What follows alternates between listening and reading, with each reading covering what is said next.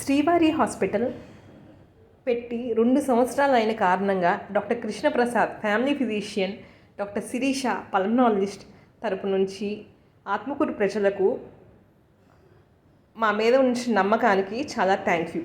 ఈ 2 సంవత్సరాల్లో సుమారు 16,835 పేషెంట్స్ని చూడటం జరిగింది. చాలామంది ఆక్సిజన్ మీద ఉన్న పేషెంట్స్, ఐసీయూలో వెంటిలేటర్ మీద ఉన్న పేషెంట్స్ రికవర్ అవ్వటం జరిగింది.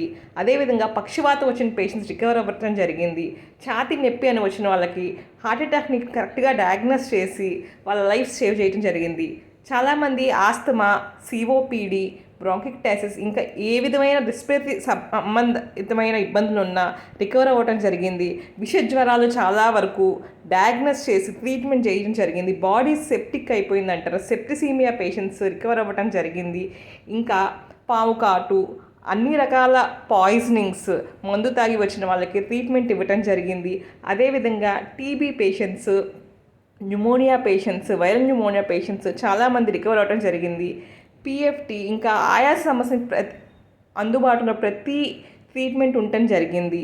BP, sugar, thyroid problems treatment అయ్యటం జరిగింది. ఇంకా గుండె సంబంధిత, కిడ్నీ సంబంధిత, లివర్ సంబంధిత, ప్యాంక్రియాస్ సంబంధిత పేషెంట్స్ రికవర్ అవ్వటం జరిగింది.